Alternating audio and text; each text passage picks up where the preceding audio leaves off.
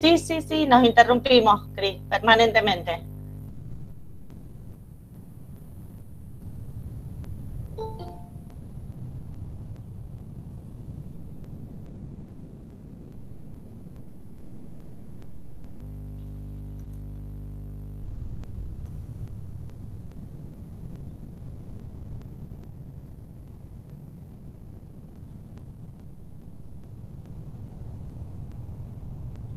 ¿Ustedes me avisan cuando ven la pantalla? Perfecto, perfecto. Bueno, genial. Entonces, la idea, como les decía, es trabajar el tema de equilibrio ácido-base, que además de la clase y lo que está en la plataforma, está desarrollado en el capítulo 17 del libro y es lo que corresponde a la ejercitación del tema 9, ¿sí? Antes de arrancar con lo que es propiamente el equilibrio ácido-base, revisamos algunas de las cositas que estuvimos charlando sobre equilibrio la semana pasada, ¿sí? Acá tenemos planteado un equilibrio, ¿sí?, entre ácido nítrico en reacción con agua, una ionización de este ácido molecular para dar el anión nitrato y el catión oxonio. Acá tenemos su expresión, la expresión de la constante de equilibrio para esta transformación, y acá tenemos el valor de la constante a 25 grados centígrados, ¿sí? Y acá en un segundo renglón tenemos también una representación de la ionización del ácido nitroso en agua para dar el anión nitrito y el catión oxonio.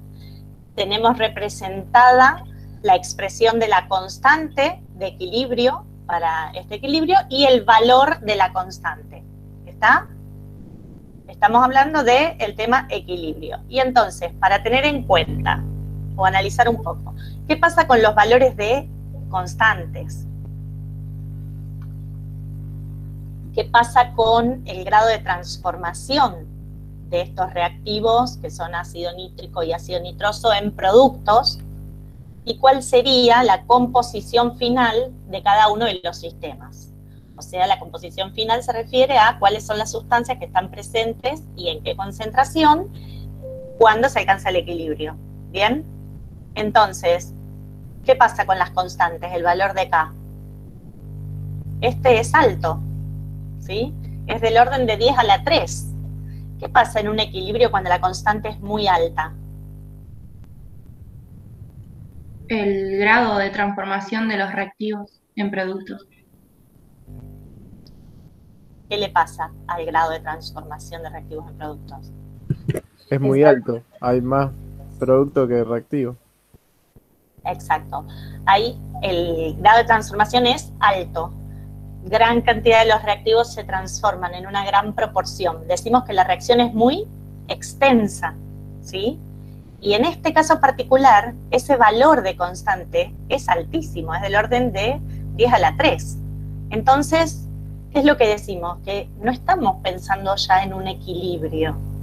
Estamos pensando en una reacción que es irreversible, que se completa, donde el ácido nítrico se ioniza al 100% completamente. Hay un grado de transformación de reactivos en productos del 100%. Exacto, del 100%. Mientras que en el caso del ácido nitroso, el que está más abajo, el valor de la constante es un valor bajo. Fíjense que es del orden de 10 a la menos 4. Entonces decimos que este ácido molecular está parcialmente ionizado, ¿bien? Mientras que el ácido nítrico está completamente ionizado. ¿Bien? Entonces, en este caso particular, donde estamos trabajando con un ácido, ¿sí?, reacciona con agua y genera este anión, que es la base conjugada del ácido, y el catión oxonio, que es el ácido conjugado de esta base, que sería el agua. Decimos que la constante esta se llama Ka, es una constante ácida, sigue siendo la constante de equilibrio, fíjense que no cambió la expresión ni nada, pero su nombre correcto es Ka, constante ácida, ¿bien? Entonces, cuando la Ka es alta, muchas veces preguntan, ¿y cuánto es alto? Bueno, tenemos una tabla que está en el apéndice, ¿sí?, que, a ver, justo no me acuerdo la página, acá la tengo. página 387 del apéndice, que me da valores de constantes ácidas y básicas para distintas sustancias, y ya vienen como etiquetadas o clasificadas las constantes que son muy altas. Me dice que el ácido es fuerte. Luego tenemos ácidos débiles y luego ácidos muy débiles. Y luego sustancias que son neutras o no ácidas, o especies que son neutras, ¿bien? Entonces, en este caso particular, para el ácido nítrico, tiene una K alta, es del orden de 10 a la 3. El ácido, entonces, nítrico es un ácido fuerte. Cuando plantee la transformación, la planteo con simple flecha. Quiere decir que está completamente ionizado en agua, y la transformación de reactivos en productos es completa, el 100%, ¿sí? Cuando yo analizo la concentración de cada una de estas especies, el anión, el catión y el ácido, en el equilibrio, ¿qué es lo que me voy a encontrar? Que, como lo planteé como una simple flecha, porque el ácido es un ácido fuerte que se ioniza completamente, la concentración del ácido molecular va a ser cercana a cero. No me va a quedar ácido disponible en ese sistema final. Todo se va a ver convertido en los cationes y aniones. Y la concentración de estos dos va a ser la misma y va a ser igual a la concentración que tenía inicialmente del ácido que se ionizó. ¿Bien?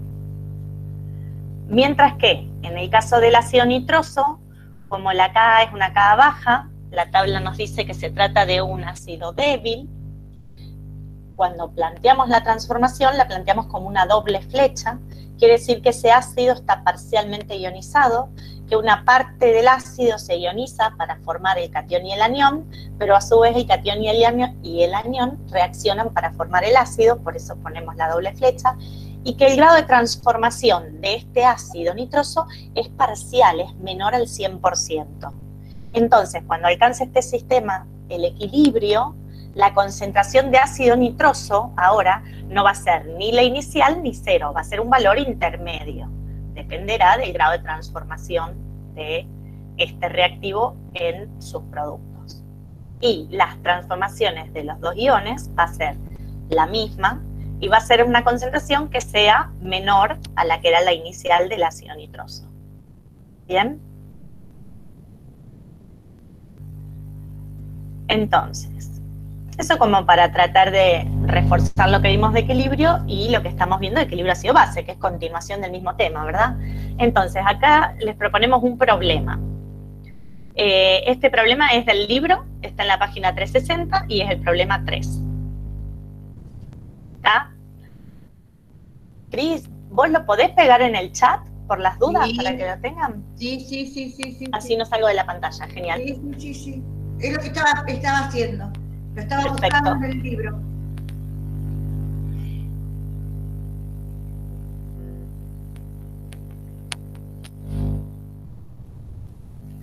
Entonces, dice, una pieza de cobre recubierta de carbonato de cobre 2 tiene una masa de 314 gramos. Para decaparla totalmente, se la sumergió en 4 litros de ácido clorhídrico de pH igual a 0. Luego del decapado, el sistema está formado por cobre limpio y una solución ácida de pH 0,3, con un volumen final de 4 litros. Suponga que el catión cobre 2 acuoso no influye en la determinación del pH final. Calcule la masa de cobre sólido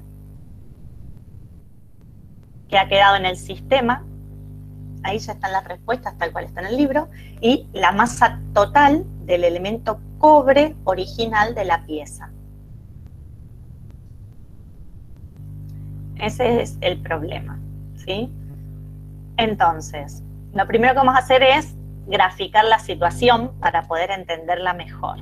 Tengo una pieza de cobre, la pieza de cobre está recubierta por una capa de carbonato de cobre 2. Y todo eso tiene una masa de 314 gramos. Eso dice el problema. Luego dice que se va a proceder a un decapado. ¿Ustedes saben qué es un decapado?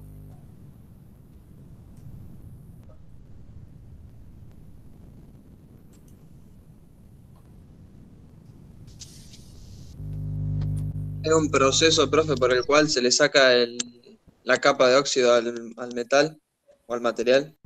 Claro, a veces son capas de óxido, está muy bien, otras veces son capas como en este caso de carbonato de cobre 2, otras veces pueden ser capas de hidróxidos de zinc, demás, pero en una pieza que es metálica está recubierta de alguna sustancia que puede ser óxido, hidróxido o carbonato. Todas ellas son sustancias de qué tipo, hablando, ácido o base. Base. Son todas bases, ¿sí? El carbonato es un anión básico y son todos óxidos básicos los que se forman. Entonces, las capas estas que están ensuciando al metal o recubriéndolo son siempre sustancias de tipo básica, óxidos, hidróxidos y carbonatos. Y entonces, para decaparlo y eliminarlo, se hace una, ¿cómo dijiste vos antes? ¿Una reacción química? Proceso. Sí, no lo dije, pero porque pensé que también podía ser otro tipo de reacción, pero ¿es solo química? En este caso sí, también se podría, por ejemplo, proceder a usar una lija. No sé, si usas una lijadora la puedes sacar a la capa, pero eso sería otra cuestión física. Acá estamos hablando de un decapado químico. Para eso hay que, volvamos entonces ahora con esta idea al problema, ¿sí? Al inicio, yo sumergí esta pieza que tiene la capa de carbonato de cobre en 4 litros de una solución de ácido clorhídrico de pH igual a 0, ¿sí?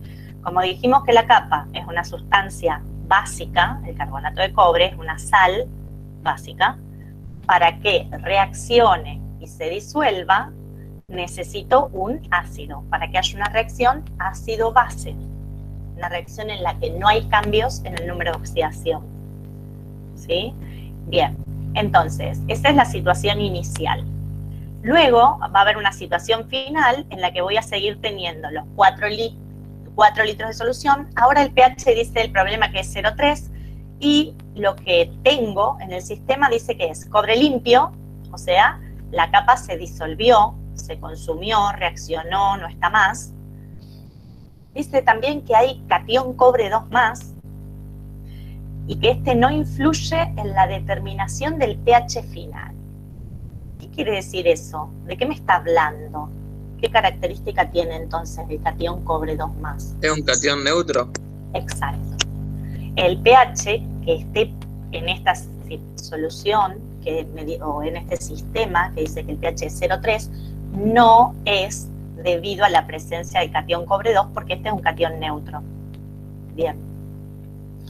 Y una cosa también importante para el problema, que esto se los decimos hoy, porque ustedes por ahí no lo pueden ahora saber, pero que es algo que tenemos que tener en cuenta, ¿sí? Es el cobre limpio que quedó en la solución, está en contacto con la solución de ácido clorhídrico.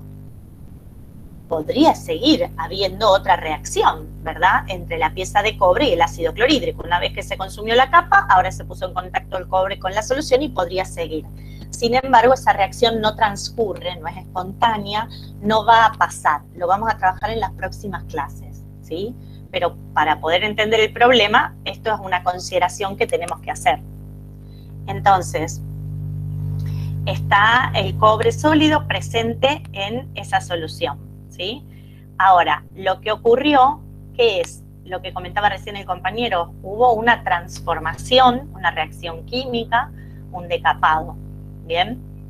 Y si yo quiero plantear esa transformación, tal vez les podría haber propuesto que la planteen o por lo menos la conversemos. ¿Quiénes serían los reactivos en esa reacción?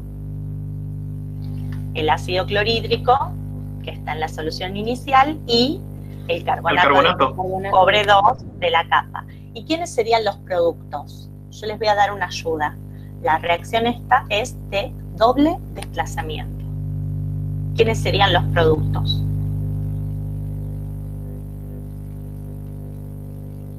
¿Cuáles dijiste que eran, profe, los reactivos? Los reactivos son el ácido clorhídrico, que está en la solución acuosa, y el carbonato de cobre 2 que está en la capa, que es el que se consumió.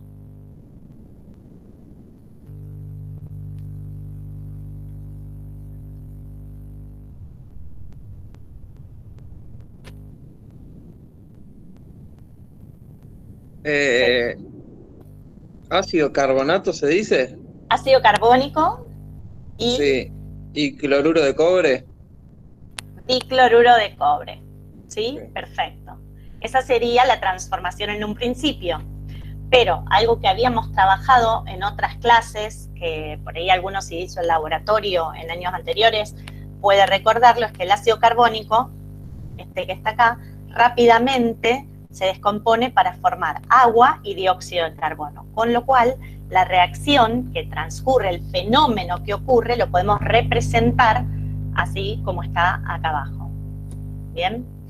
Entonces, tenemos ya, fíjense que todos estos son datos que están en el problema y también es interpretación que estamos haciendo de su enunciado, ¿verdad? Entonces, tenemos la transformación representada. Las preguntas del problema son: la masa de cobre sólido que quedó en el sistema, o sea, la masa de este cobre limpio. Y la otra pregunta es: la masa de elemento cobre en la pieza original. La pieza original, el elemento cobre está presente con número de oxidación 0 en el cobre limpio, sólido, y con número de oxidación +2 en la sal carbonato de cobre que formaba la capa. Entonces tengo que calcular esa masa. ¿Bien? Ahora, pregunto, de acuerdo con los datos, al inicio el pH era 0 y al final el pH era 0,3. ¿Qué podemos decir de la concentración del oxonio o catión hidrógeno ¿Que aumentó? ambas soluciones? ¿Sí? El pH aumentó, ¿verdad? Y si el pH aumenta, ¿qué pasa con el oxonio?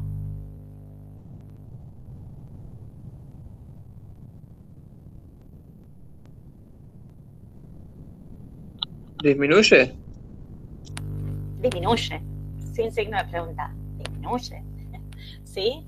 Acuérdense que pH es el menos logaritmo de la concentración de oxonio. Entonces ese menos hace que si el pH sube, la concentración de oxonio, de catión hidrógeno, tiene que disminuir, ¿sí? Entonces en este caso, la concentración final de oxonio es menor.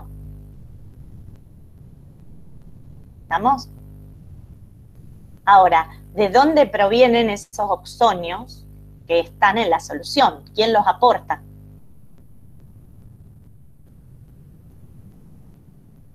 ¿El ácido clorhídrico? El ácido clorhídrico. Bien, ¿qué sabemos del ácido clorhídrico? Que es un ácido fuerte. Es un ácido fuerte. Entonces, Pierde el hidrógeno, el catión hidrógeno, lo sé.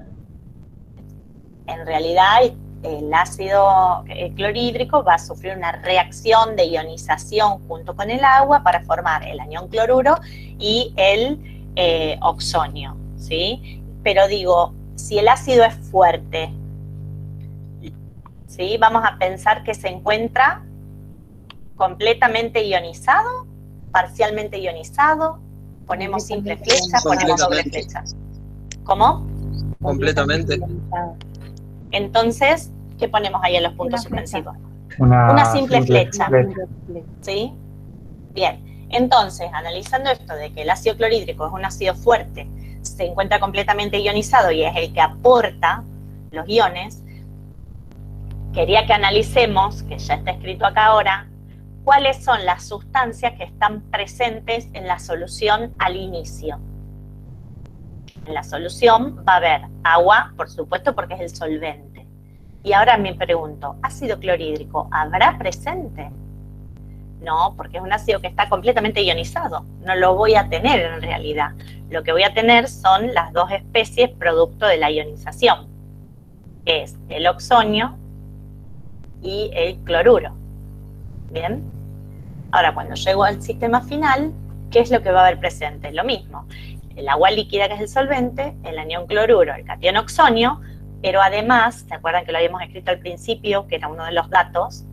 Que hay presente catión cobre 2+. ¿Por qué ahora hay presente catión cobre 2+?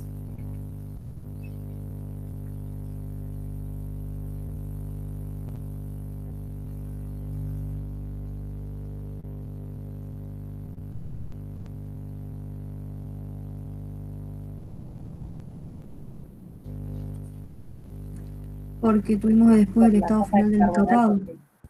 Eso estaría relacionado con la capa que tenía de carbonato de cobre.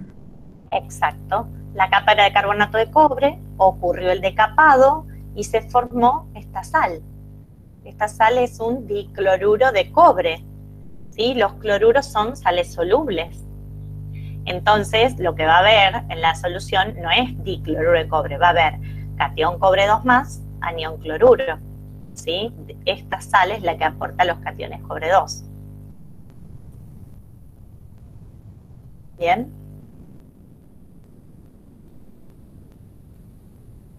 ¿Alguna pregunta o comentario?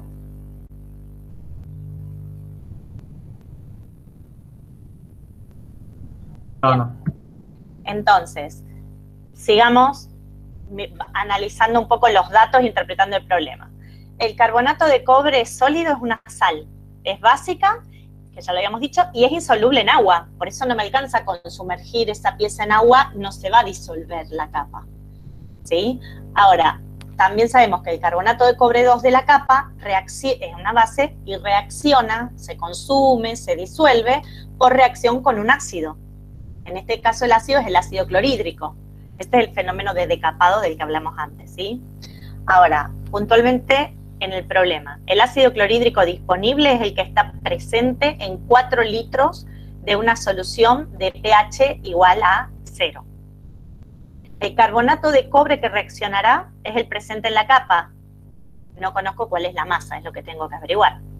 Y la reacción que ocurre, tengo que escribirla, porque si no, no voy a poder resolver el problema, ¿sí?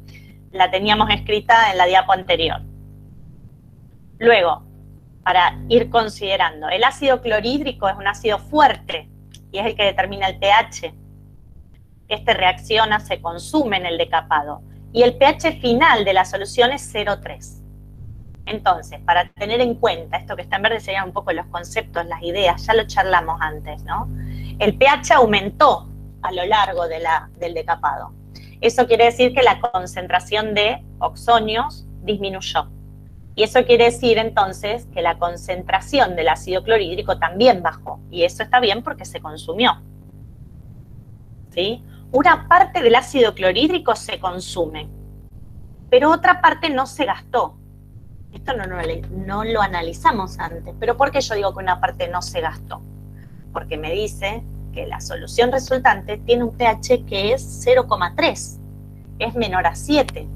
Si todo el ácido clorhídrico se hubiera consumido y el sistema final hubiera quedado formado por agua y el catión cobre 2, que dijimos no aporta el pH, y el anión cloruro, ¿cuál hubiera sido el pH de esta solución? Neutro. ¿Mayor a 7?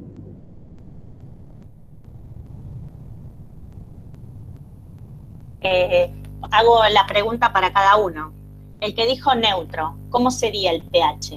¿Menor, mayor o igual a 7? Y ¿Cuáles dijiste, profe, que eran los componentes del agua? El cloruro, el anión cloruro, ¿y qué más? Acá, en este sistema final, supongamos que todo el ácido clorhídrico se consumió, ¿sí? No le vamos a hacer caso este momentito a que el pH es 0,3. No queda más ácido clorhídrico, ¿sí? No quedan más cationes de hidrógeno, oxonios, no hay más. Se consumieron todos en el decapado. O sea que el sistema tendría cobre 2, cloruros y agua solamente. Esto no estaría. El pH del agua sería, porque el cobre y el cloruro son neutros. Perfecto, ¿están todos de acuerdo? El pH sería el del agua. ¿Y cuál es el pH del agua? 7, igual a 7. 7, neutro. Bien. Entonces, a mí ya me está avisando con este pH 0,3 que ácido clorhídrico sobró, quedó de más. Por eso también esta aclaración que tuvimos que hacer, que es que el cobre y el ácido clorhídrico no reaccionan. Uy, miren, hay 13 ahí. Bueno, el cobre y el ácido clorhídrico no reaccionan, ¿sí? Porque hay ácido clorhídrico que quedó en exceso. ¿Estamos? Bien. Entonces, el pH es 0,3, es menor que 7 y por lo tanto sobró ácido clorhídrico sin reaccionar. Después, tenemos que tener en cuenta que la relación que hay, ya lo charlamos antes, entre el ácido fuerte y la concentración del oxonio. El ácido clorhídrico más el agua lo planteamos con una simple flecha, esta ionización del ácido clorhídrico. Entonces, la concentración del oxonio va a ser directamente la concentración que había del ácido al principio. ¿Bien? Entonces, la cantidad de ácido clorhídrico que se consume es proporcional a la masa de carbonato de calcio que estaba presente en la capa y se disolvió. Esa proporcionalidad la tenemos que buscar ¿dónde? ¿Quién nos avisa?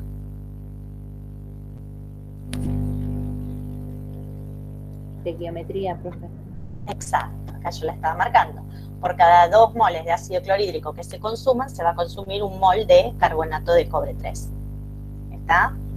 Entonces tengo que considerar la reacción que tiene que estar bien escrita, bien balanceada, y voy a analizar en qué proporción se consumen el ácido clorhídrico y la base, la sustancia carbonato de cobre que estaba en la capa. ¿Estamos?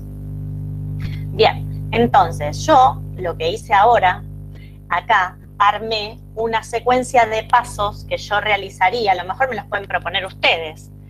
¿Qué hacemos para resolver el problema? ¿Por dónde arrancamos?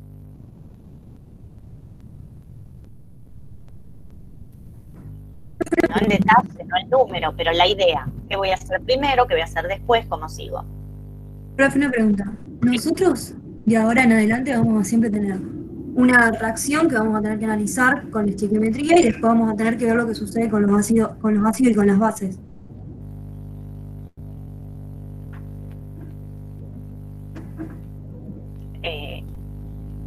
No sé si siempre. Sí. No, pero... mi pregunta es más que todo porque como que vi que planteábamos muchas cosas, como que son mucho más completos los problemas. Y ahora en adelante como que tienden a globalizar más todo, sería la idea. Sí, la primera parte de la materia fue como una introducción para poder llegar a esta parte. Y acá usamos todo. Usamos fórmula, usamos el balance de la ecuación, la representación simbólica, usamos saber si es soluble o no, si es iónico o no, si genera iones, si esos iones son básicos, todo. Vale. Entonces tenemos que tener en cuenta varias cositas ahora. Sí, yo lo hice como bastante detallado.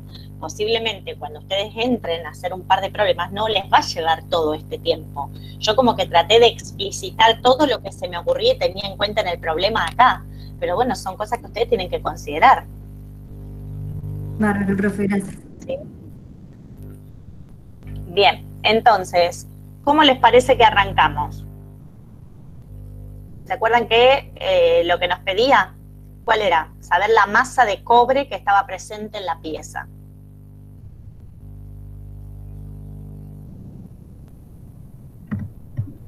Y calculando la masa de todos los reactivos y los productos.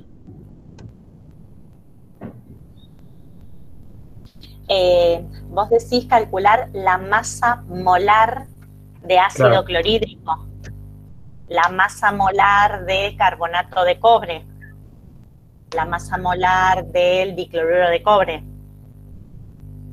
¿Eso? Sí. Bueno, me parece bien. Estrictamente la masa molar de cada uno de los reactivos y los productos es casi como un dato que está en el problema.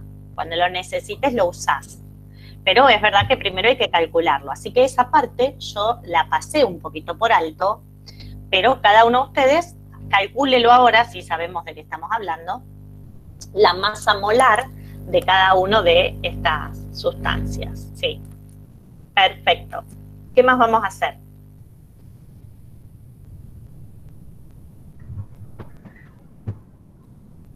Identificar cuál es la base y cuál es el ácido. Ya lo habíamos dicho, la base es el carbonato de cobre que está en la capa y el ácido es el ácido clorhídrico que está en la solución.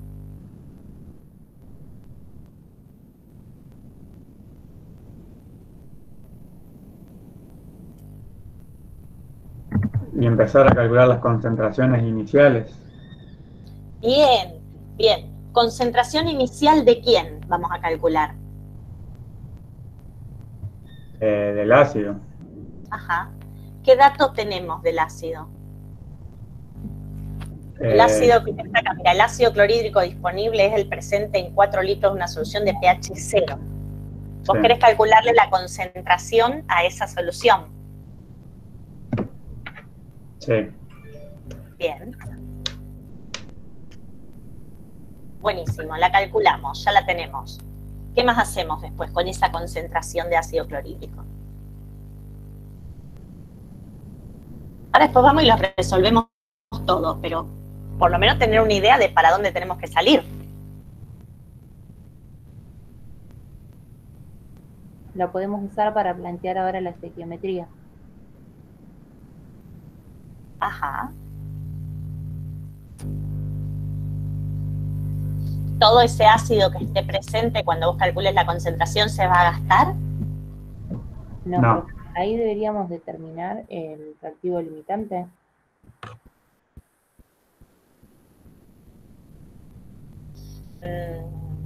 Lo que Yo creo pasa que es tendríamos que ir para lo que sucede con el pH, que aumenta el pH, Ajá. y de ahí ver cómo se modifica la cantidad de ácido clorhídrico, la concentración, y después con eso calcular la estequiometría. Bien, entonces, teníamos calculado primero la concentración inicial de ácido clorhídrico. Ahora, la compañera que habló dijo que el pH va a aumentar y que entonces calculemos ahora cuál es la concentración de ácido clorhídrico al final de todo el decapado. Sí, exacto, profe. Ajá. Y entonces después, ahí vamos muy bien, y después...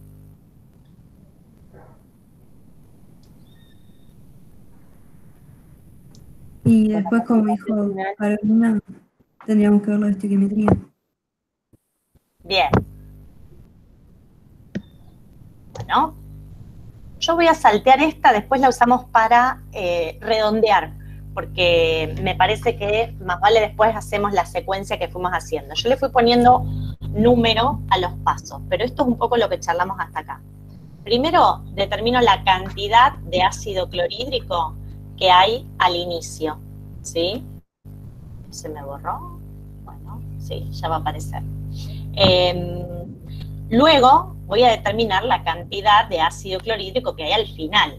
Ustedes dijeron que iban a calcular la concentración, que está muy bien, pero yo me fui un paso más allá y calculé no solo la concentración, sino la cantidad de ácido que había al principio y al final. Y después de eso, un tercer paso, que no sé si esto es lo que decían ustedes de estequiometría, tengo que calcular cuánto es lo que consumí del ácido clorhídrico. Si tengo el inicial y tengo el final, cuando lo reste voy a tener la cantidad que consumí. Y con eso sí me voy a mirar en la estequiometría cuánto consumí de carbonato, ¿sí? Entonces, primero que nada, en rojo y ahí arriba está la transformación que ocurre considerando que el ácido clorhídrico es un ácido fuerte que se encuentra completamente ionizado, ¿sí? Entonces, si el pH es 0, que era el dato inicial, la concentración de oxonios va a ser igual a menos logaritmo de 0. O sea, va a ser igual a 1 molar.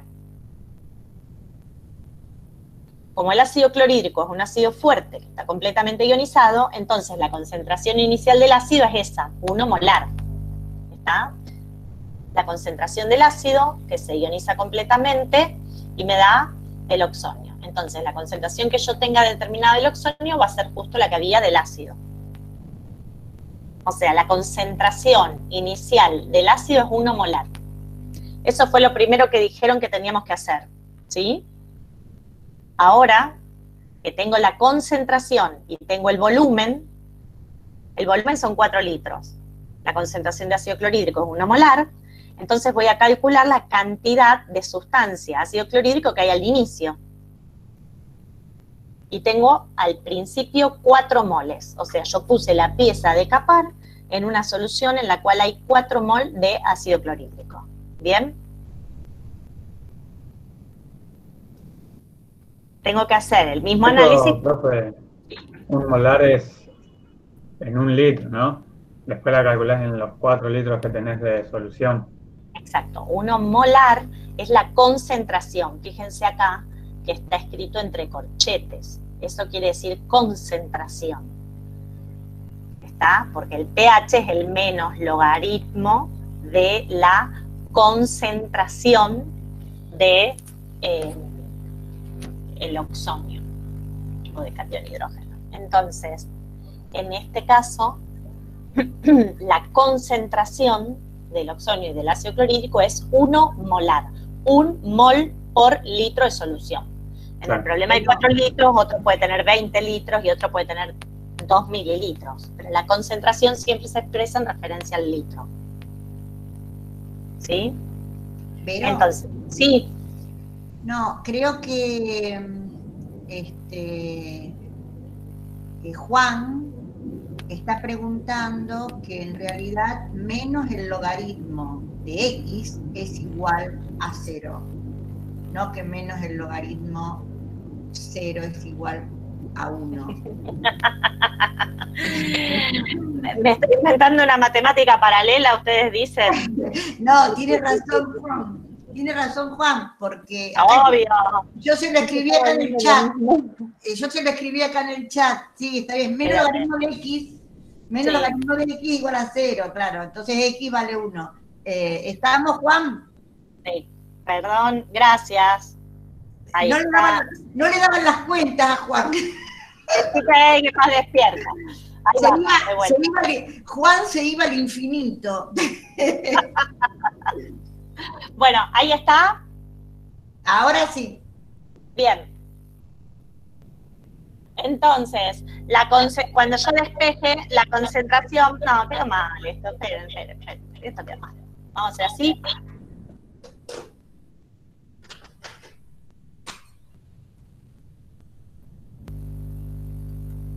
Sería el pH es igual al menos logaritmo pH igual al menos logaritmo de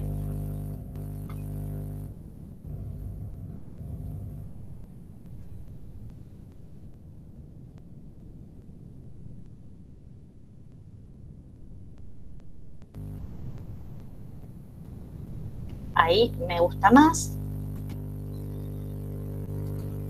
No hay error. Bien. Entonces, la concentración de ácido clorhídrico es 1 molar, estaba ahora sí, y calculamos la cantidad que hay de ácido clorhídrico al principio. Luego, tenemos en cuenta que como el pH es 0,3, acá hacemos directamente lo mismo que antes, lo voy a tachar.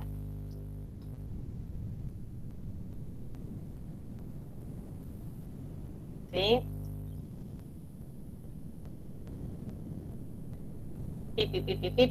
Listo, hacemos la misma cuenta matemática que hicimos acá, despejamos el valor y la concentración nos va a dar 0,5.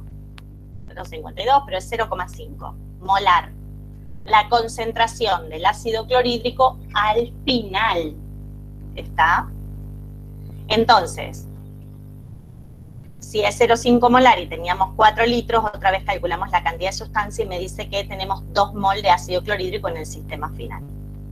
Con lo cual, si hacemos consumido lo inicial menos lo final, voy a tener la cantidad de ácido clorhídrico consumida, que son 2 mol de ácido clorhídrico. Y luego vamos, como decía, no sé si la que habló era Carolina o quién, que dijeron que teníamos que volver o ir a la estequiometría. Entonces, a partir de la reacción, yo veo que por cada 1 mol de carbonato de cobre que se consuma, se consumen 2 moles de ácido clorhídrico. Como en este caso yo consumí 2 moles de ácido clorhídrico, entonces quiere decir que consumí 1 mol de carbonato de cobre sólido que estaba presente en la capa. ¿Sí? Entonces, acá es exactamente lo mismo que hicimos, pero con otro formato. ¿Sí? Esta es la ecuación. El dato, el cálculo que hicimos recién es que al inicio tenía una cantidad de 4 moles de ácido clorhídrico, que al final me sobraban 2 moles de ácido clorhídrico, entonces yo puedo calcular que lo que reaccionó, se consumió, se gastó, cambió, fueron 2 moles de ácido clorhídrico. Entonces, otra vez, si son 2 moles de ácido clorhídrico lo que se gastan, quiere decir que la capa que se disolvió completamente estaba formada por 1 mol de carbonato de cobre sólido. ¿Bien? Entonces, ya sabemos qué cantidad de sustancia había en la capa. ¿Cómo vamos a hacer para saber cuál es la masa de cobre limpio que hay debajo de esa capa?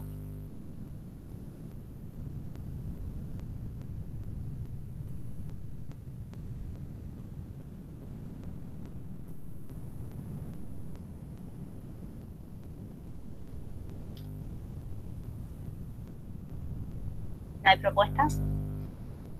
Te daba el total de la capa más el material. Si Sí. sabes la de la capa, lo restamos. Exacto. Entonces, ¿qué vamos a hacer? Vamos a calcular la masa de cobre que se consumió. Era 1 mol, ¿sí? Lo que pusimos antes. Si 2 moles reaccionan con 1 mol, quiere decir que consumí 1 mol de carbonato de cobre. Y 1 mol de carbonato de cobre tiene una masa de 123,5. Acá está el dato que dijeron, alguien dijo que era lo primero que íbamos a calcular, la masa molar del carbonato de cobre. ¿Sí? Con lo cual, en la pieza original había cobre sólido y una capa de carbonato de cobre. La masa del carbonato de cobre era de 123,5 gramos. Entonces, como dijeron recién, para calcular cuál es la masa de cobre, tenemos que hacer la resta. La masa total de la pieza va a ser igual a la masa de cobre más la masa de carbonato.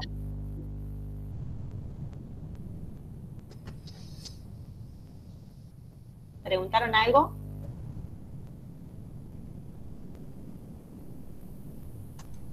Bueno. Entonces, la masa de cobre va a ser igual a la masa de la pieza, que eran los 314 gramos que me daba como dato, ¿está? Menos la masa de la capa. En total me queda que la masa de cobre es igual a 190,5 gramos. ¿Bien? Y los 123,5 gramos corresponden a el carbonato de cobre de la capa. ¿Estamos? Acá respondimos la primera pregunta. Después, la otra pregunta era que había que calcular la masa de elemento cobre. Cuando me dice elemento cobre, no me pregunta por sustancia cobre o sustancia carbonato de cobre, sino por el elemento cobre en todas las formas en las que se encuentra. Entonces, habíamos dicho antes que la pieza tiene cobre metálico y también tiene una sal formada por el catión cobre 2. Entonces, 190 gramos son de cobre sólido. O sea que esos 190,5 gramos directos son del elemento cobre con el número de oxidación 0. Pero luego hay 1 mol o 123,5 gramos de la sal. En esa sal, 63,5 gramos. Tengo problemas con el mouse. No se ve. Ahí. 63,5 gramos del elemento cobre van a estar presentes con un número de oxidación de más 2. Entonces yo tengo que sumar los 2 aportes del elemento cobre. La masa total del elemento cobre va a ser igual a los 190,5 más los 63,5, es decir, 254 gramos de elemento cobre con número de oxidación 0 una parte y con número de oxidación más 2 la otra. ¿Bien?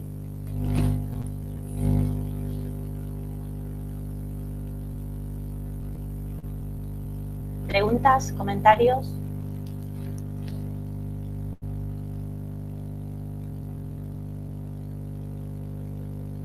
Profe, los 190,5 ¿de dónde salían? De cobre.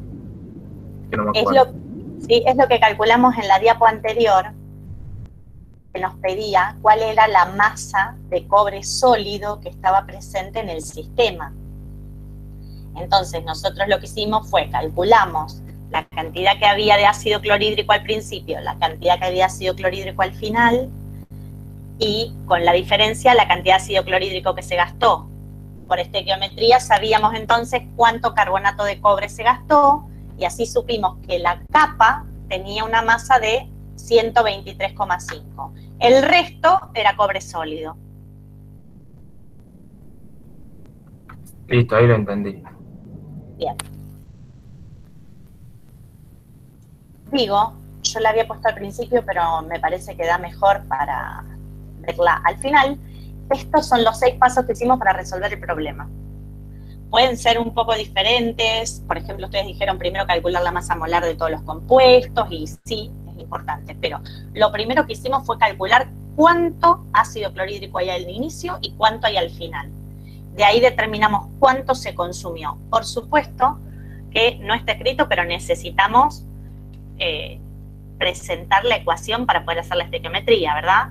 Luego entonces calculamos, acá está, en el punto 4, calculamos la masa del carbonato que se consumió, que es el que está presente en la capa.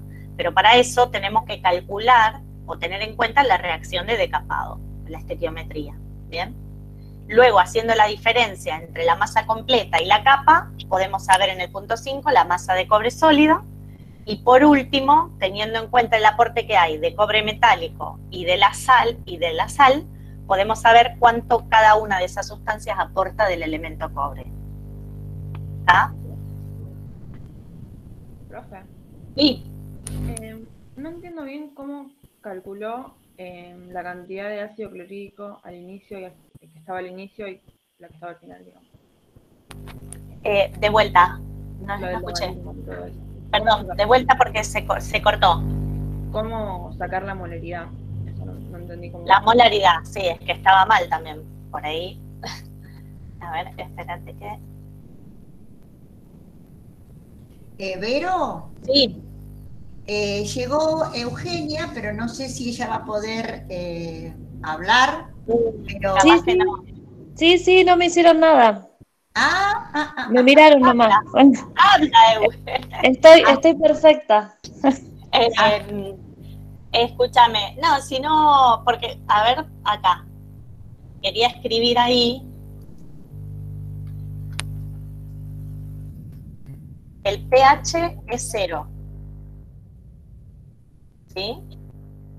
Ese era el dato. Y también nosotros sabemos que el pH es igual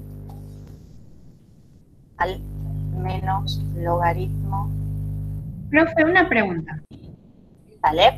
Uno se da cuenta que no se consumió el total de ácido clorhídrico por el dato del pH. Sí. Porque si se hubiese consumido todo, haría falta calcular la molaridad al inicio del primer. No, porque supondrías que todo lo que había al inicio lo consumiste. Claro, quedaría directo la... Pero bueno, esas son cuestiones que hay que analizar en el problema como está escrito. En este problema en particular te decía que el pH disminuía, pero no llegaba a 7, o sea que sobró ácido, por eso teníamos que hacer la resta, ¿sí? Entonces, para calcular la concentración del oxonio,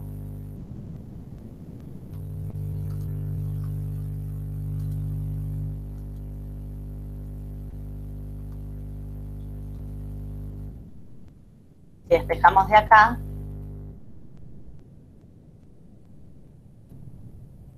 esto va a ser igual a la inversa del logaritmo de la concentración, del pH, perdón. Me quedaría algo así como 10 elevado a la menos pH. Con la función inversa en la cálculo. ¿Está bien así? Juan, ¿me estás editando? No, profe, yo había preguntado a Micaela. Sí, creo que ahí, ahora voy a hacer la cuenta a ver si me da. Pero creo que sí que ahí entendí. Gracias.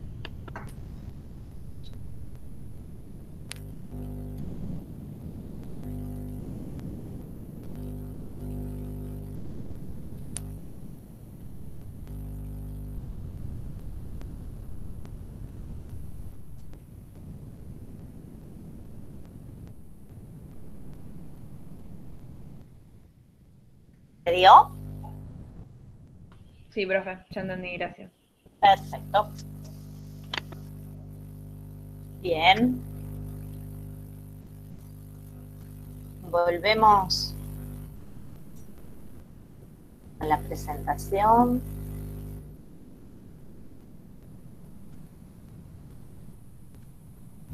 Vamos a pasar a otro problema. ¿Quieren volver sobre el anterior, hacer alguna pregunta, comentario antes de irnos?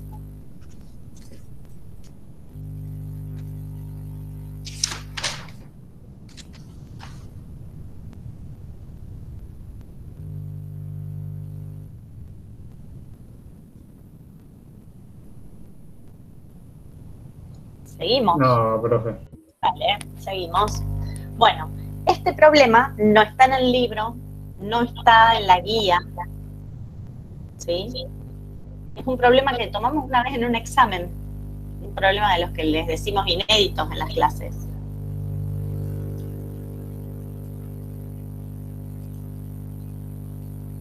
Y como dijo antes una de las chicas, un problema que tiene todo, está todo ahí, ¿sí?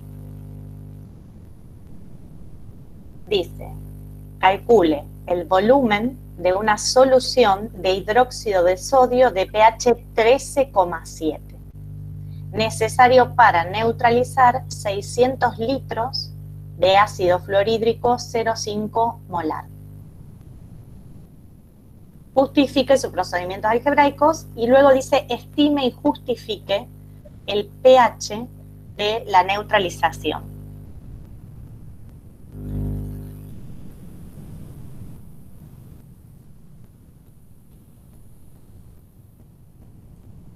Yo tomé así de arranque, como para poder leer un poco más, o para empezar a trabajarlo, los datos. Los datos dice que tengo 600 litros de ácido fluorhídrico 0,5 molar que se deben neutralizar. Y dice que se emplea para neutralizarlo una solución de hidróxido de sodio de pH 13,7. Y me pregunta el volumen de hidróxido necesario. ¿Está? Bien. Ahora, antes de empezar a resolverlo, se me ocurren varias cuestiones para preguntarles.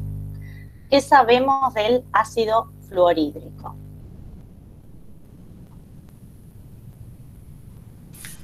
Es un ácido débil, profe. Bien. Es un ácido débil. ¿Qué va a pasar en su reacción con agua?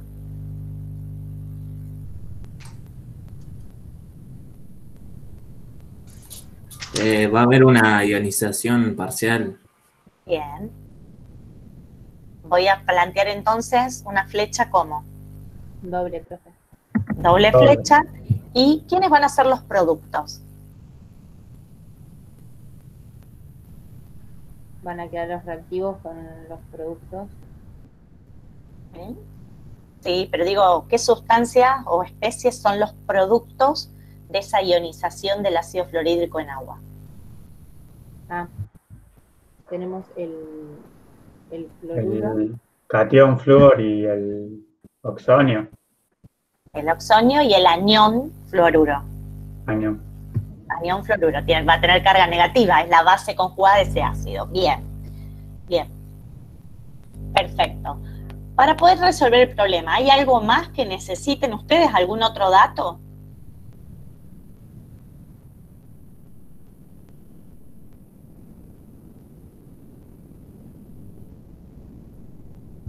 La concentración inicial de ácido.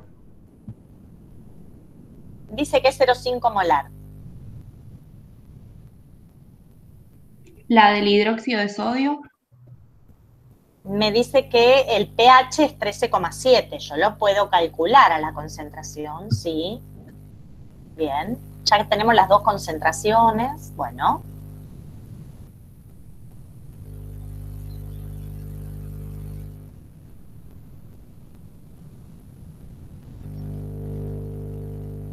Bien.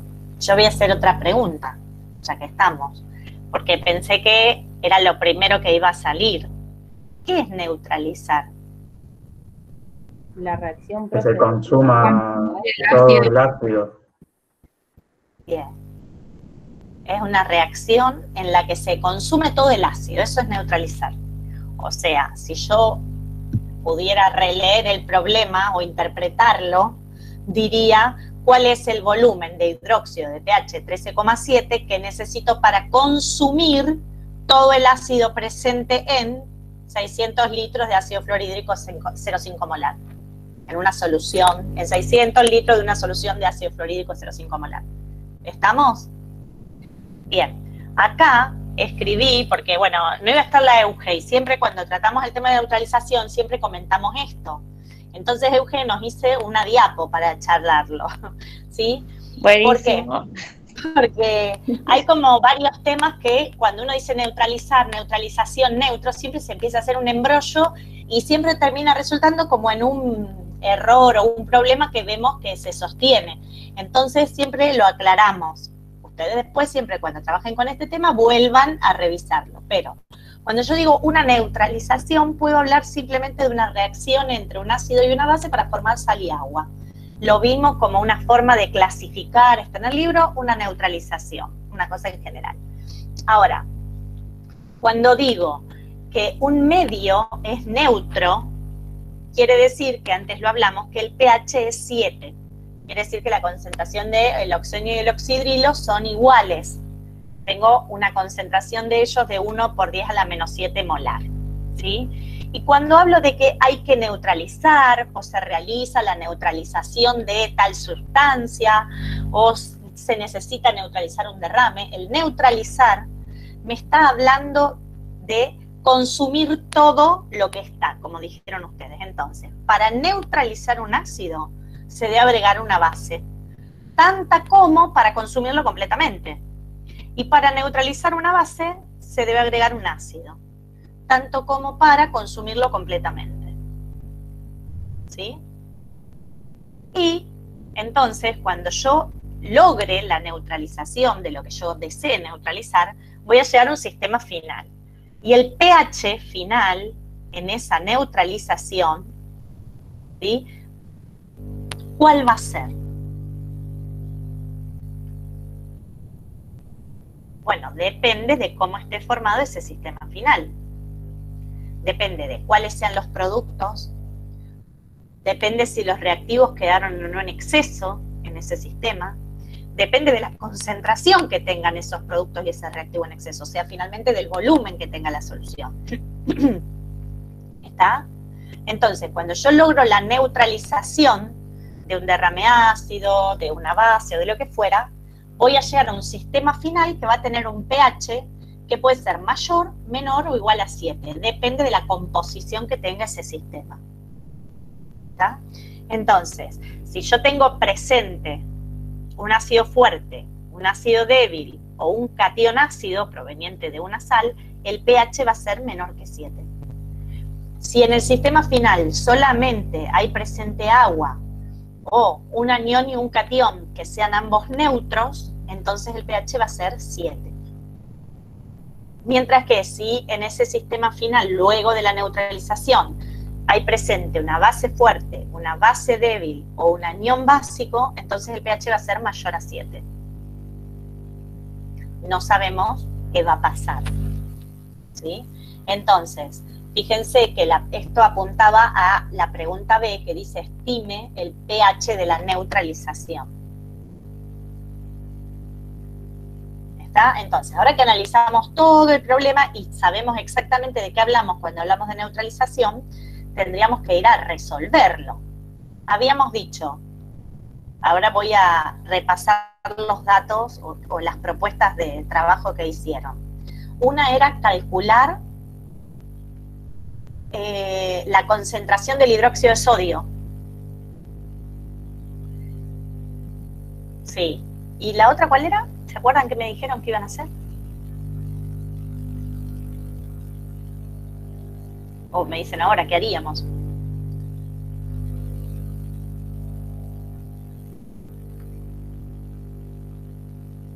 Y tendrías que calcular cuánto hidróxido de sodio se consume, se tiene que consumir para que se neutralice el ácido. Sí, esa es la pregunta. el volumen de ácido clorhídrico. Pero entonces, ¿por dónde arranco? ¿Qué es lo primero que tengo que saber? ¿Cuánto ácido necesito neutralizar? ¿Sí? Eso sería lo primero. Porque si yo sé cuánto ácido necesito neutralizar y pude representar, escribir la reacción de neutralización, entonces voy a poder saber cuánto hidróxido necesito para neutralizarlo. Y cuando tenga esa cantidad, voy a poder saber qué volumen de la solución necesito si ya calculé antes la concentración de esa solución de hidróxido. ¿Estamos?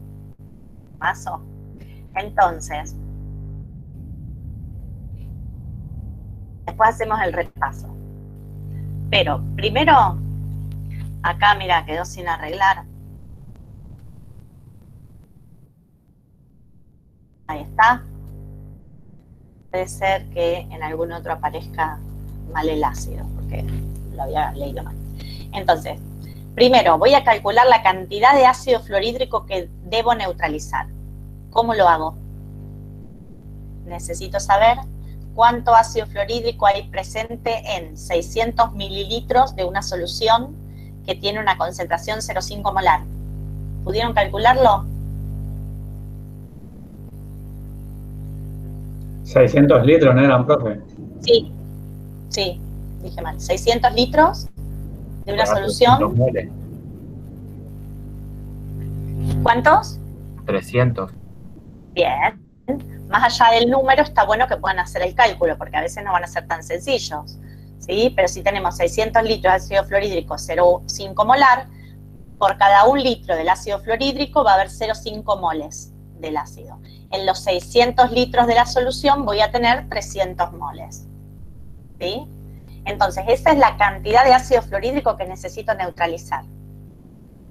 Vamos a representar, ¿sí? El ácido se consume por reacción con la base.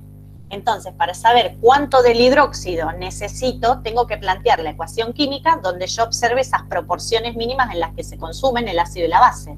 Sin esta no va a poder ocurrir, no voy a poder resolver el problema, ¿sí? Acá lo que veo, a partir de la escritura de esta transformación, de la representación simbólica, es que por cada 1 mol de ácido que se consuma, se va a necesitar 1 mol del hidróxido, ¿sí? Entonces, tengo que calcular la cantidad de hidróxido que voy a necesitar. ¿Cuánto es? 300. 300. Entonces, considerando... Disculpame que te interrumpa. Sí, dale. ¿Siempre las ecuaciones son de doble desplazamiento en reacción ácido-base o no necesariamente? Sí, sí. La gran mayoría son de doble desplazamiento. No sé si hay alguna... No, son doble. Siempre. Buenísimo. No, siempre no. En realidad, acá porque justo estamos en solución acuosa, pero por ejemplo, hay casos en los que hay reacción para la formación de la escoria, que vos tenés óxido ácido más óxido básico, y ocurre una síntesis. Y no es de doble desplazamiento, son como casos particulares. ¿Sí? Claro. Por ahí una recomendación es, cuando tengan un momento y puedan, vuelvan al tema 4 de la guía de problemas, que es donde vimos transformaciones, y fíjense que en el cuadrito que están como ejemplificados, tipificados todos los tipos de reacciones. Entonces, dentro de lo que es ácido-base vas a encontrar algunas, la mayoría, bueno, las que son en solución acuosa son doble desplazamiento, pero hay otras, ya te digo, por ejemplo, la deformación de escoria. Bueno, vuelvo entonces al punto 3. Calculo la cantidad de hidróxido que necesito para consumir completamente al ácido fluorhídrico. Consideramos que si tenemos que consumir 300 moles de fluorhídrico, vamos a necesitar 300 moles del hidróxido, lo que habíamos dicho recién, ¿sí? El tema ahora es que yo no tengo un paquete con moles de hidróxido que yo pueda sacar de a uno hasta tener 300 y poner a neutralizar. ¿De dónde los voy a sacar a esos moles, esa cantidad de hidróxido de sodio? Los voy a sacar de una solución, Y de esa solución lo único que sé es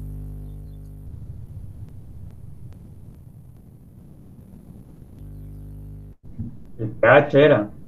El pH, ¿bien? Entonces, ahora lo que vamos a hacer es, a partir del pH de la solución de hidróxido de sodio, tengo que calcular la concentración de la solución, que este es uno de los pasos que me habían dicho hace un rato que teníamos que hacer. ¿Cómo vamos a hacerlo?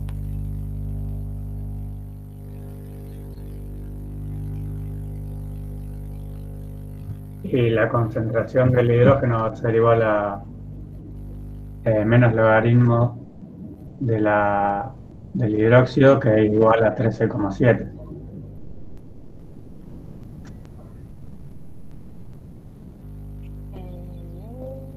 No sé si te entendí. Planteo esto y ahora me decís si era esto que vos decías. Yo el dato que tengo es que el pH hay dos caminos posibles, el A y el B. No estoy segura cuál fue el que vos planteaste, por eso ahora me decís. El pH es 13,7, ¿sí? Entonces, para calcular la concentración del oxonio, podemos hacer la inversa del logaritmo de menos 13,7. Entonces, esto me va a dar un valor que es 1,99 por 10 a la menos 14 molar. ¿Sí? Y ahí yo ya tengo, para la solución de hidróxido, la concentración del oxonio. Bien. Luego, nosotros sabemos que siempre que hay agua en un sistema, va a haber una dada concentración de catión hidrógeno, una dada concentración de oxidrilo. Y el producto de las dos concentraciones siempre va a ser igual a 10 a la menos 14. ¿Sí? Esta K-water es la constante de equilibrio asociada al equilibrio de autoionización del agua.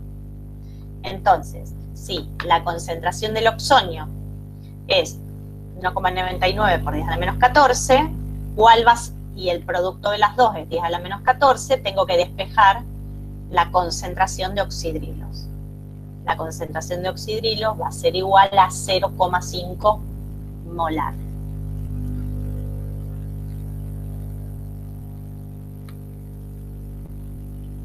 Esa sería una forma de llegar a conocer la concentración de hidróxido en la solución. Y la otra forma podría ser considerar el pH más el pOH, siempre suman 14. Entonces, si el pH es 13,7, el pOH va a ser 0,3. Si el pOH es 0,3, entonces la concentración de oxidrilo va a ser 0,5 molar. Cualquiera de las dos formas me deben llevar a la misma respuesta. El mismo valor de concentración de hidróxido. ¿Está?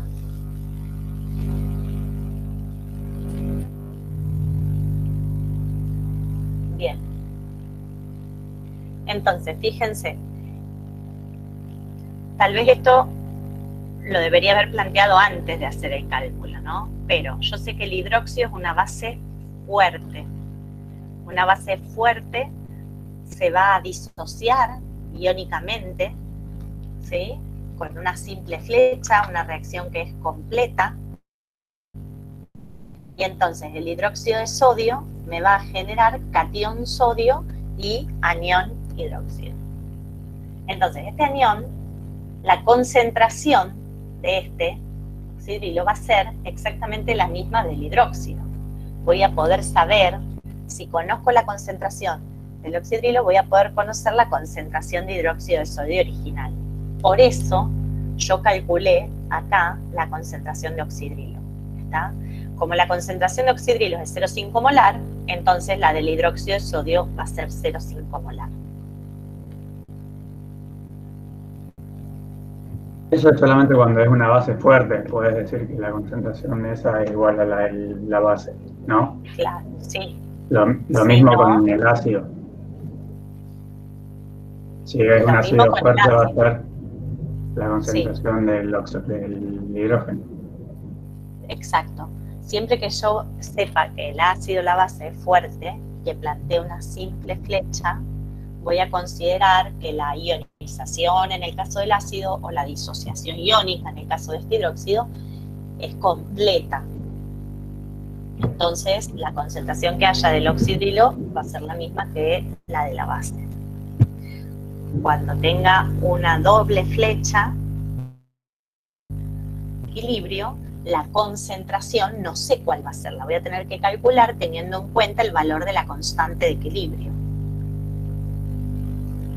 Profe, ¿no pudiste haber calculado la concentración del hidróxido de sodio con los 300 moles y los, creo que eran 600 litros?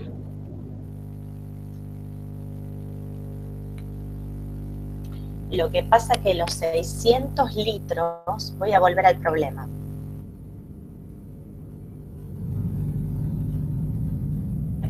Acá. Los 600 litros, 0,5 molar, son de ácido fluorhídrico. Ahí hay, en esa solución hay presentes 300 moles de ácido. Para consumirlo, yo voy a necesitar 300 moles de hidróxido. ¿Está? Pero esos 300 moles de hidróxido están en una solución. Y en esa solución, no sé la concentración que hay, la tengo que calcular. O sea, los 300 moles van a estar disueltos en una solución acuosa. ¿Sí? Entonces la pregunta justamente es qué volumen saco de esa solución. Capaz que necesito 200 litros, o capaz que necesite 1 litro, o 600 o 1000, no lo sé. El dato este de 300 moles, o los 600 litros, o los 0,5 molar, son del ácido, y ahora estamos averiguando por la base. No sé si te estoy contestando.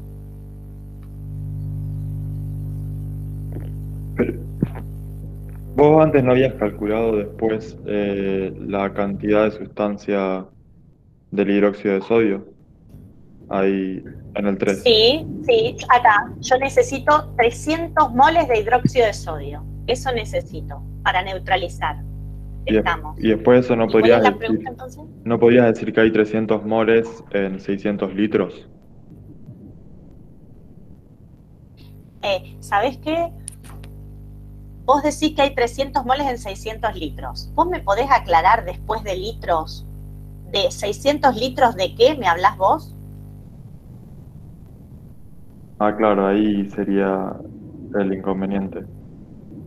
Porque yo pensaba 600 litros de hidróxido de sodio, pero eso no se sabe.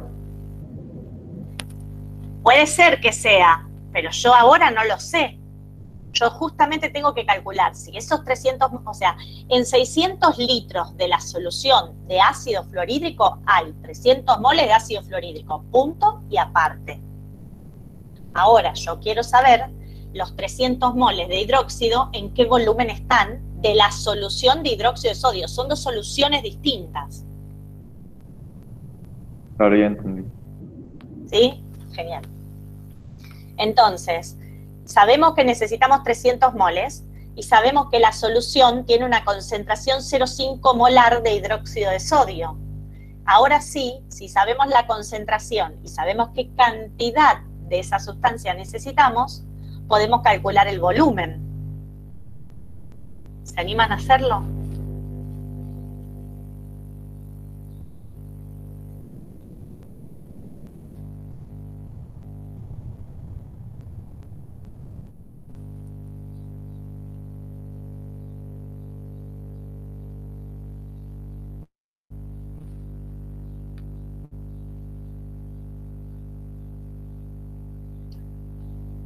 El dato es que es 0,5 molar el hidróxido. Entonces, 0,5 moles de hidróxido de sodio van a estar presentes en 1 litro de la solución de hidróxido. Esto que hablábamos recién con el último chico. ¿Sí? Ahora, si yo quiero tener 300 moles de hidróxido, ellos van a estar presentes ¿en qué volumen? En 600 litros de solución de hidróxido. Justo es el mismo valor, pero no es la misma solución de ácido que usamos antes, es otra.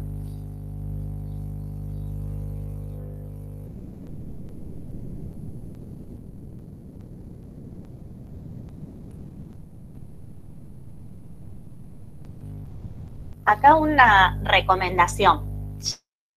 Ya la hemos hecho en otras clases. Acá, también a raíz de la pregunta que hiciste antes, es muy oportuna.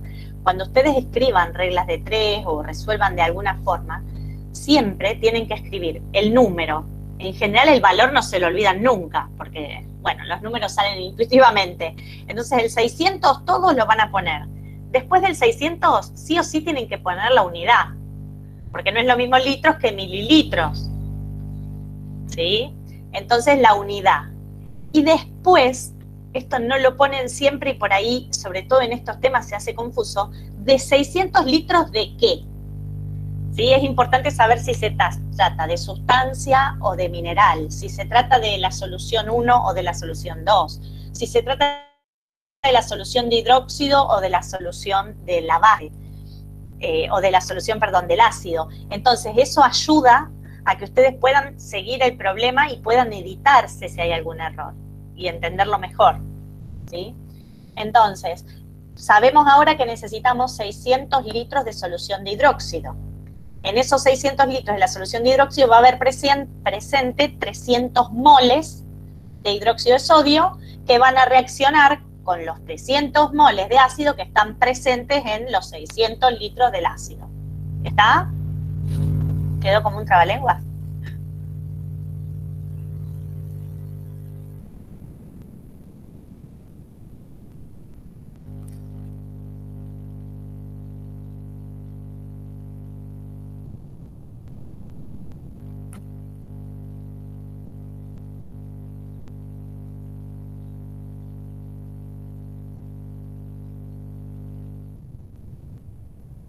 Entonces la primera pregunta, que era ¿qué volumen de la solución de hidróxido necesitamos? La respuesta serían 600 litros de la solución de hidróxido.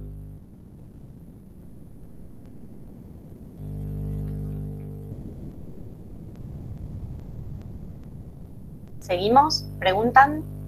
¿Volvemos para atrás? Sí, profe, se entendió. Bien. Entonces, después había otra pregunta, ¿sí? Que era si podíamos estimar el pH final de la solución. ¿Cuál les parece que puede ser el pH final de la solución? ¿O qué tendrían en cuenta o ya se dieron cuenta?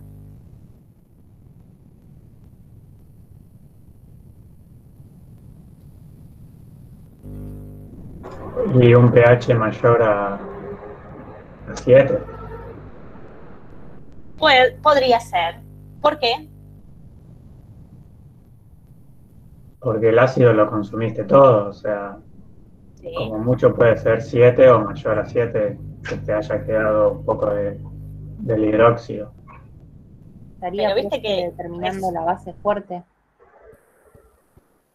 A ver, espérame un cachito.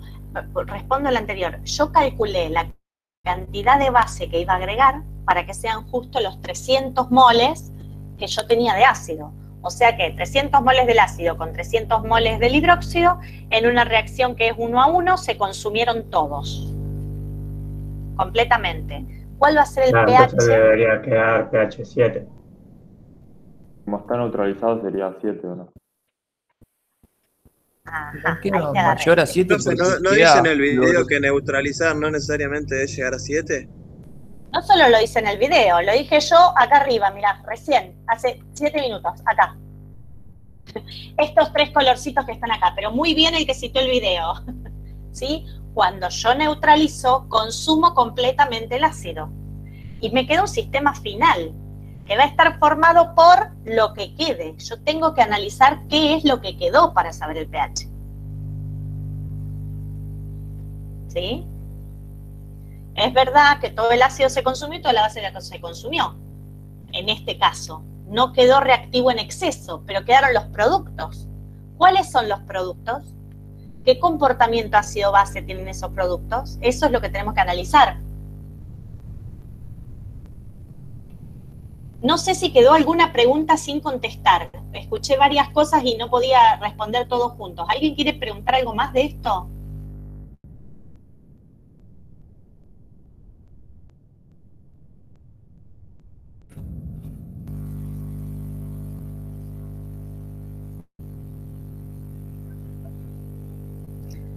Entonces, para estimar el pH final, tengo que analizar la composición final del sistema.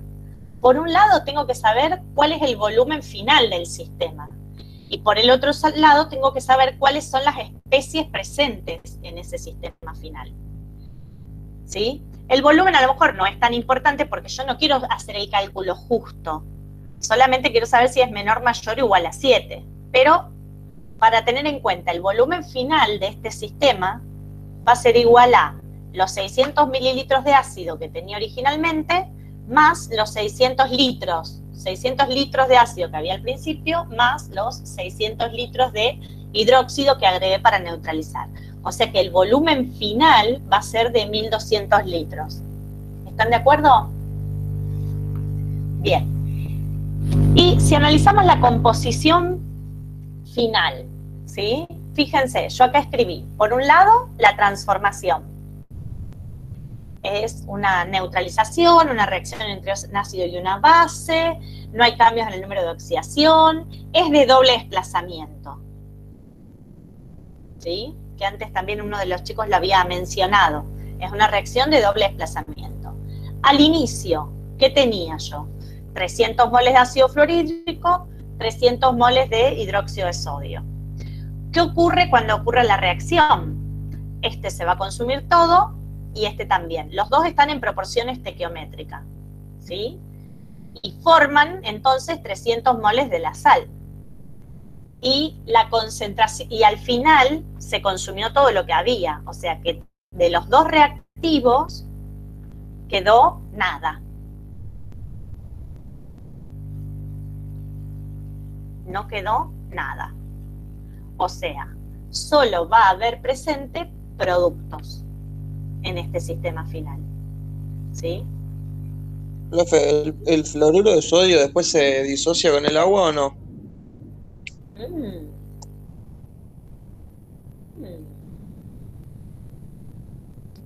Vos me estás preguntando si es soluble y sufre disociación iónica en agua, ¿no? Claro, si se ioniza era la pregunta en realidad. En realidad es una sal, es un compuesto iónico. Está el fluoruro de una punta de la tabla y el sodio en la otra. Es un compuesto iónico. En agua se van a disociar esos iones, no es una ionización. Son los mismos iones que pueden estar juntitos o sueltos. Ah, la ionización era una reacción química. Sí. Ajá. Y te queda el catión sodio, que es neutro, y el anión fluoruro, que es una base muy débil. Bien, bien. Y una pregunta. Acá pusimos que el fluoruro de sodio era acuoso, pero si no, ustedes se acuerdan que siempre las sales de sodio son solubles, ¿sí? Entonces va a estar en solución, es un compuesto iónico, se va a disociar, efectivamente, ¿sí? Entonces,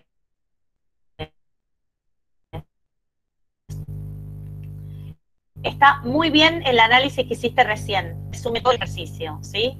Les muestro algunos cálculos que había hecho o una secuencia para llegar a esa misma conclusión que hiciste vos. Pero, por un lado, yo calculé la concentración, ¿sí? No era re necesario, porque este no era un problema numérico, pero me parecía que lo tenemos que tener en cuenta porque podemos necesitarlo en otro caso. Entonces, en 1200 litros de volumen final, yo tengo formados 300 moles de la sal fluoruro de sodio. En un litro de esa solución, ¿qué cantidad de la sal habría? Entonces esto me dice que hay 0,25 mol por litro de fluoruro de sodio, o lo que es lo mismo, 0,25 molar. Sería la concentración de la sal. ¿Sí? Y sabemos que es un compuesto iónico, que es soluble y que se va a disociar, justamente la pregunta que vos hiciste. Entonces, cuando yo represente esa disociación iónica, el fluoruro de sodio se va a disociar en el catión sodio y el anión fluoruro. Una transformación de tipo física, ¿sí? Y entonces viene la pregunta, estos dos iones, ¿qué comportamiento ácido-base tienen? cuando estén en solución acuosa, ¿van a reaccionar con el agua y van a aumentar los oxonios? Son ácidos. ¿Van a consumir los oxonios? Son bases. No afectan la proporción. ¿Cómo? Tendrían que ser neutros. Un ácido aumenta la concentración de oxonios y las bases disminuyen la concentración de oxonio o aumenta la de oxidrilo. ¿Sí? Acuérdense que esto es un equilibrio. En el agua están iguales, oxonio y oxidrilo. En los ácidos, oxonio sube y este tiene que bajar. En las bases, este sube, este baja. ¿Sí? Igualmente, para analizarlo, tenemos la tabla ácido-base, la que vimos bien al principio. Entonces, me fijo en esa tabla, sí, cuál es el comportamiento ácido-base de estos iones. Entonces, el sodio en agua, si lo buscamos, el sodio está a la izquierda, abajo de todo, cationes neutros. Quiere decir que frente al agua no reacciona, no aporta oxonios, no consume oxonios, no reacciona con el agua. Mientras que el anión fluoruro lo vamos a encontrar a la derecha y arriba. ¿Sí? Como dijeron recién, como una base muy débil. Entonces, cuando se encuentre con agua, va a ocurrir una reacción, ¿sí? En la que se me va a generar el ácido conjugado de esa base, que es el anión fluoruro, que es el que está en el mismo renglón, pero en la columna de la izquierda, o sea, el ácido fluorhídrico. Y además se va a generar el hidróxido, que sería la base conjugada del agua que está actuando como ácido. Y por supuesto que como es débil, en este caso particular muy débil, lo vamos a plantear con una doble flecha. Entonces, en esta representación que está acá, yo veo que hay un aumento en la concentración de los oxidrilos debido a la presencia del fluoruro, que es una base muy débil. Entonces, en este caso, ¿sí? El ácido fluorhídrico se consumió todo, el hidróxido de sodio se consumió todo y lo que quedó formado es una sal. Pero esa sal es una sal que está formada por un catión neutro y un anión básico. Por lo tanto, el pH va a ser mayor a 7. Vero, ¿puedo hacer una aclaración de algo que preguntaron en el chat? Sí. Preguntaron si no tendría que ser igual a 7, porque es una neutralización. Entonces, esto es lo que siempre, esa es la diapositiva que había armado Vero, que había que fijarse qué comportamiento tenía el catión, el anión, cómo quedaba la composición final del sistema. La palabra neutralización es para problemas, porque como les dijo Vero, la palabra neutralización suena neutro y suena... Pero no lo es. Pero no lo es. Suena a que uno piensa que tendría que llegar a pH 7, pero no. Entonces, en sus cabezas, cuando digan neutralización, imagínense consumir. Reemplácenlo en el momento. Se desea neutralizar 600 litros de ácido fluorhídrico, tanto molar. Se desea consumir, punto. Reemplazan la palabra neutralizar por consumir y se termina el problema. Porque lo que les lleva a la confusión es la palabra, ¿sí? Pero no quiere decir que cuando uno va a neutralizar, va a llegar a pH 7. Puede que sí, puede que no. Puede que sea mayor, puede que sea menor. Puede que sea 7. Pero nosotros a través del tiempo hemos visto que para nosotros el problema es la palabra, neutralizar, porque lleva a la confunción. Pero es la que se usa, no es que nosotras lo queremos explicar. Sí, no se nos ocurrió. No se nos ocurrió neutralizar un derrame ácido que ocurrió en la planta para que no se corroa tal material. Y bueno, se le tira un poco de base. Claro. En las pero bueno. Entonces, por eso abrí el micrófono, porque para explicarlo por el chat era medio complicado. Sí, pero bueno, claro. Tengan en cuenta eso. Por eso sabemos que siempre ocurre esta confusión, por eso Vero había hecho esa diapositiva y siempre lo remarcamos un montón, y también lo vemos en los exámenes, que aparece esa confusión, pero piensen que es consumir. Alguien le puso el nombre neutralizar, pero ustedes imagínenselo como consumir. Sí, también antes yo por ahí escucho voces, no veo lo que pasa en el chat, pero como que hablaron varios juntos cuando salió este tema. Y por eso yo después pregunté si alguien más quería preguntar, pero una voz que escuché claramente dijo, ¿no dice el video que cuando neutralizamos podemos llegar a un pH menor, mayor o igual a 7? Sí, esa sería la conclusión. Cuando neutralizo, puedo llegar a un pH de 7, pero no necesariamente 7. Asumir que llegué a pH 7 porque neutralicé es un error de concepto. En este caso, el pH es mayor a 7. Y yo neutralicé. ¿Por qué neutralicé? Porque consumí todo el ácido fluorhídrico. Logré el objetivo.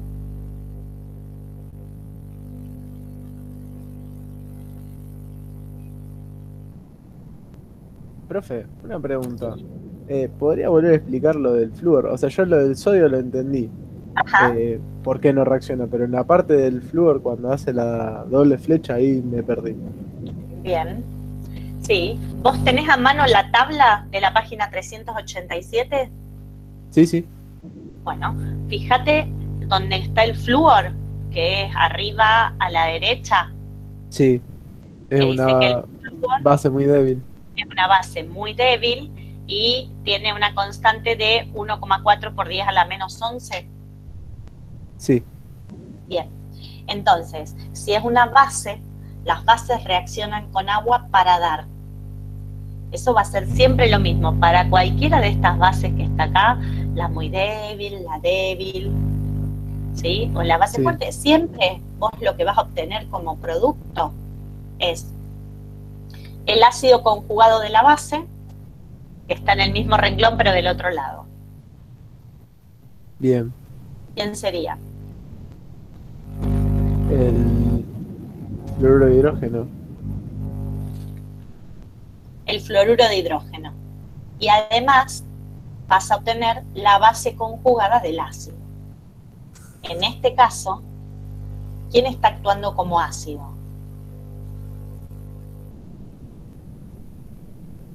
El agua. El agua. Entonces, si vos te fijas donde están los ácidos, abajo Claro, de es el todo, último de todo. el agua del otro lado tiene al oxidrilo, que sería la base conjugada de el ácido agua. Bien, perfecto. Bárbaro. Entonces, pero esto que acabamos de construir es más allá de este ejemplo, es para cada vez que aparezca una reacción de alguna de estas bases con agua. Siempre se construye de esa forma. En la tabla están así todos los conjugados juntos. En el mismo renglón. Claro. Sí. Profe, Sí. yo del video había rescatado como una cuestión que me dice que el cation neutro con anión neutro no me altera el pH de la mezcla. Ajá. El cation ácido con anión neutro altera el pH y tiende a bajarlo. Sí. Y creo que en el último, que en este caso creo que lo copié mal, porque dice cation neutro con anión ácido altera el pH de la mezcla, tiende a subirlo. Sería con un anión básico. Te entendí mejor los dos primeros y estoy de acuerdo. El último se me mezcló un poco lo que dijiste, pero si quieren lo podemos ver acá. Si yo tengo una sal como esta, en donde tengo un cation neutro y un anión básico, el pH va a ser mayor a 7. Claro, yo puse anión ácido y no es anión básico. Ah, lo había copiado mal. Sí, los cationes son ácidos y los aniones son básicos. Anión básico, cation neutro.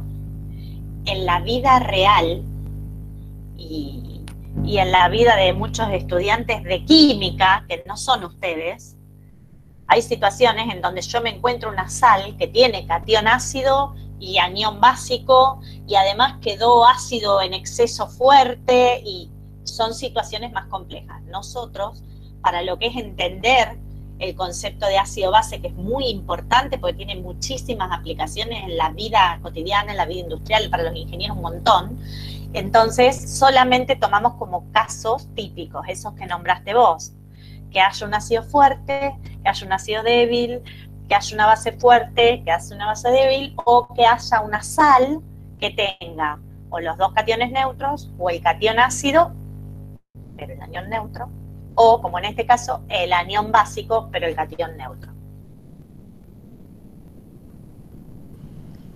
Beri, hay una pregunta en el chat, lo que pasa es que viene de algo que explicaste y yo justo estaba poniendo en la cámara para, por si había que escribir algo. Dice, si reacciona ácido con agua se hace lo mismo, pero eso debe haber venido de una pregunta de algo que estaban explicando y no la vi en el momento. Cortó, Euge, no escuché la pregunta, se cortó, hizo como un sonido y no... Si reacciona un ácido con agua, se hace lo mismo. Es una pregunta, pero lo mismo no sé de qué porque no la vi en el momento la pregunta. No sé, Juan, si... Lo mismo que qué. Porque... A lo mejor esto que hablamos recién, que si yo tengo un ácido más agua, el agua va a ser la base, me va a dar su ácido conjugado que es el oxonio, y el ácido me va a dar su base conjugada, ¿eso sería? Ah, está, sí, ahí puso. Que la base con agua nos fijamos en el mismo renglón cuál es su base conjugada. Claro. Bien. Sí, de hecho... Base con agua, ácido conjugado, sí. Es ácido base conjugada. Sí, eso también acá lo habíamos escrito en algún lado y lo pasamos un poquito por alto. ¿En el otro?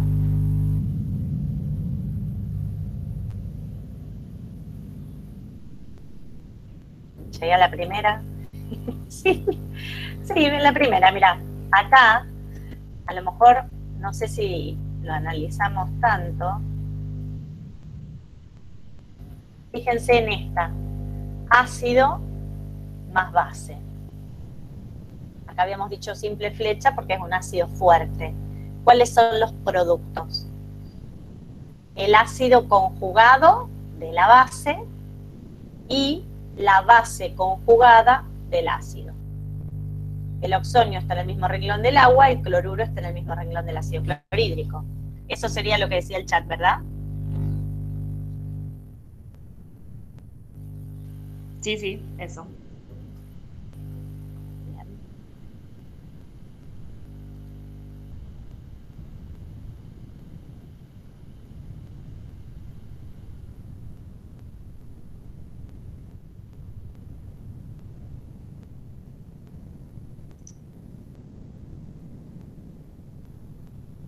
Estaba mirando ahí el chat. Bueno, detengo la grabación